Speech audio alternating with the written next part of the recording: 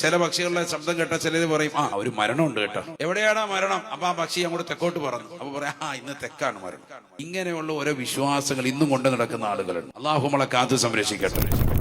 റസൂലുള്ളാഹി സ്വല്ലല്ലാഹു അലൈഹി വസല്ലം തങ്ങൾ പഠിപ്പിക്കുകയാണ്, ലാ അദ്വാ വലാ തീറതാ വലാ ഹമ്മതാ വലാ സഫറാ.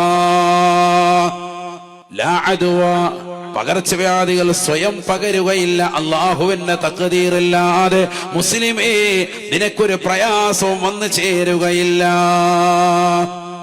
വലാ തീറതാ, പക്ഷിയെ നോക്കിക്കൊണ്ട് ദുർലക്ഷണം കണക്കാക്കിക്കൊണ്ട് ശകനം നോക്കിക്കൊണ്ട് നടക്കുന്ന പണി ഇസ്ലാമിൽ ഇല്ലേ ഇല്ല. മൃഗങ്ങളെ കൊണ്ട് ലക്ഷണം നോക്കുക. പൂച്ച ഇങ്ങനെ കറുത്ത പൂച്ച വട്ടം ചാടി വണ്ടി ഓടിച്ച് പകുതി എത്തിയത് ഹാജിയാര്. എന്നാ ഇപ്പൊ യാത്ര പോകണ്ട, ബാഗും കുടയായിട്ടൊക്കെ ഇറങ്ങിയത് ഹാജിയാര് പരിചയം തിരിച്ച് വീട്ടിലോട്ട് കയറും. ചിലര് പക്ഷി ഇങ്ങനെ പറത്തും. അറബികളുടെ ഒരു ശൈലിയായിരുന്നു. പക്ഷികൾ ഇങ്ങനെ പറക്കുന്ന പക്ഷിയെ കണ്ടുകൊണ്ടും അവർ തശാഉമ നടത്തും, നല്ല ലക്ഷണം നോക്കും. ഇത്തരത്തിലുള്ളതാകുന്ന ശകുനം നോക്കുന്ന പരിപാടി, പക്ഷികളെ കൊണ്ട് ജീവികളെ കൊണ്ട് ശകുനം നോക്കുന്ന പരിപാടി ഇസ്ലാമിലില്ല. നന്മയും തിന്മയും വൽഖദരി ഖൈരിഹി വശർരിഹി മിനല്ലാഹി തആല, ഖൈറും ശർറും ആരിൽ നിന്നാ വരിക? അല്ലാഹുവിൽ നിന്നാണെന്ന് വിശ്വസിക്കാം. ഇത് ഇന്നത്തെ ഖൗമിന് പലർക്കും നഷ്ടപ്പെട്ടു. അല്ലാഹു നമ്മളെ കാക്കുമാറാവട്ടെ.